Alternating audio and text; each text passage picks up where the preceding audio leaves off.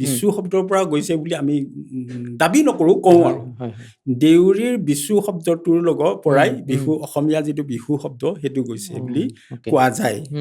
বা যিয়ে নহওক, কিন্তু আমি বিজ্ঞবিলাকৰ ওচৰলৈ আমি সেইটো আগবঢ়াই দিছোঁ, তেওঁলোকে চাওক বিহুবোৰৰ পৰাও আহিছে বুলি কোৱা যায়। কিন্তু বিহু ৰেখাটো অকল বহাগ বিহুতহে যে বিহু ৰেখাটো সমান হয়, কিন্তু মাঘতটোতো সমান নহয়। তেতিয়াহ'লে মাঘ বিহুটোতো বিহু নহয় নেকি? তেতিয়াহ'লে এনেকুৱা ধৰণৰ মই যুক্তি দিছিলোঁ অলপতে, তেতিয়া কোনো উত্তৰটো পোৱা নাই।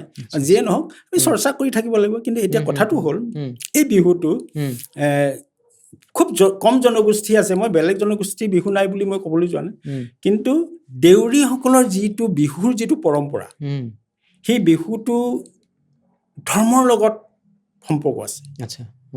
দেউৰী যিটো কুণ্ডী ধৰ্ম, সেই কুণ্ডী ধৰ্মৰ লগত সম্পৰ্ক আছে। তাৰমানে নামঘৰ বা দেওঘৰ, আমাৰ যিটো দেওঘৰ বুলি কয়, এই দেওঘৰত পূজা পাতল আৰম্ভ কৰিহে, বিচু পূজা দিহে আচলতে বিহুটো আৰম্ভ কৰে। গতিকে সেই ক্ষেত্ৰত বেলেগ জনগোষ্ঠীৰ বা বৃহত্তৰ আমাৰ অসমীয়া জনগোষ্ঠীৰ যিটো বিহু, এই বিহুৰ লগত অকণমান তাৰতম্য আহি যায়। সেইকাৰণে এটা স্বকীয়তা দেখা যায়। উদাহৰণস্বৰূপে আমাৰ বিহুটো, ধৰক এই মাঘ বিহু আহিছে। এতিয়া মাঘ বিহুটো এই মাঘ মাহৰ প্ৰথম বুধবাৰ, তাৰমানে বুধবাৰটো দেউৰীসকলৰ এটা খুব ভাল দিন, পবিত্ৰ দিন বুলি তেওঁলোকে গণ্য কৰে।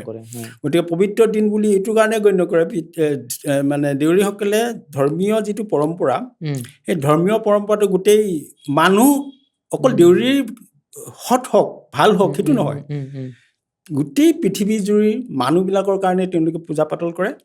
আৰু উদ্ভিদ এই 4বিধ যে আছে, উৰণ, বুৰণ, গজন, ভ্ৰমণ, এই 4বিধৰ মংগলাৰ্থে তেওঁলোকে পূজা কৰে দেউৰীসকলে। আচৰিত কথা।